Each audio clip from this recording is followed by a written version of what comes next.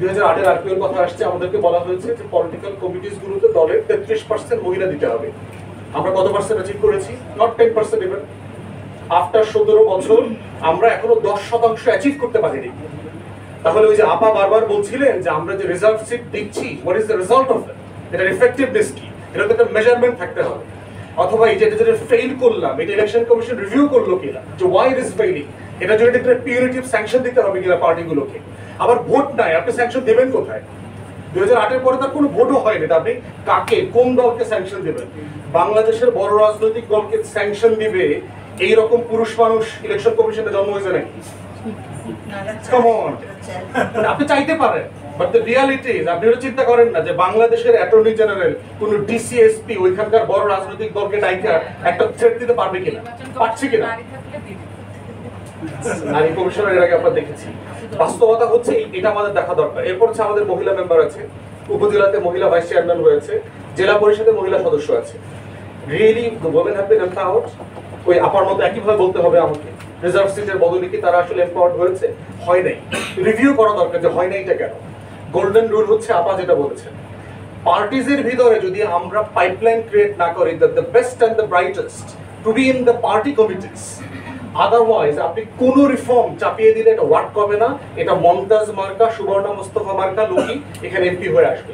একমাত্র সলিউশন হচ্ছে পলিটিক্যাল পার্টিকে ফোর্স করা, যে আপনি এটা জবাবদিহিতার মধ্যে আনা, কেন হয় নাই, কিভাবে করবেন, কোন প্রসেসে করবেন, ডেডলাইন কোথায়। এই প্রসেসই হচ্ছে আপনার পলিটিক্যাল পার্টিগুলোকে এই জায়গায় আনতে হবে। এর বাইরের কোনো প্রসেস যদি আপনি ওই হরিজন্টালি আপনি ভার্টিক্যালি চাপায় দেন, আপনি দেখবেন যে সেটা ফাংশনাল হবে না। এরপরে হচ্ছে যে কি করা দরকার, কনক্লুড করতেছি, দুইটা জিনিস করণীয় হইতে পারে। আমি ব্যক্তিগতভাবে এক পক্ষের সংসদ চাই।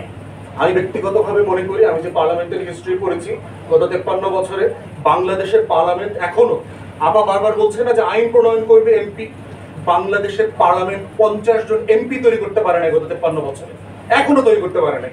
আপনি এখনো তালিকা করতে পারবেন না যে গত 53 বছরে পার্লামেন্টে 50 জন এমপির নাম আপনি লিখবেন who really understood what is legislation, who really understood how to debate budget in the parliament, এখনো হয়নি।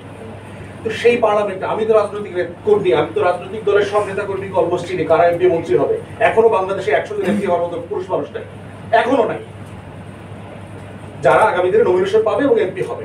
তাহলে পারসেপশনটা কি? পার্লামেন্ট জনগণের কাছে পারসেপশনটা হচ্ছে সে একটা বড় আকারের ইউনিয়ন পরিষদ।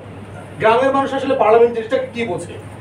যে আমার মেম্বার হইলো আমার চাইল্ড দেয়, আমার ইউনিয়ন পরিষদের চেয়ারম্যান হইলো আমার মেয়েকে অপবৃত্তির টাকা দেয়, আমার উপজেলা চেয়ারম্যান হইলো 5 কিলোমিটারের রাস্তা করে দিতে পারে, আর আমার সংসদ সদস্য হইলো সে আমার এই রাস্তাটাকে বড় করে 4 লেন করে দিবে, আর আমার প্রধানমন্ত্রী হইলো পদ্মা সেতু করে দিবে।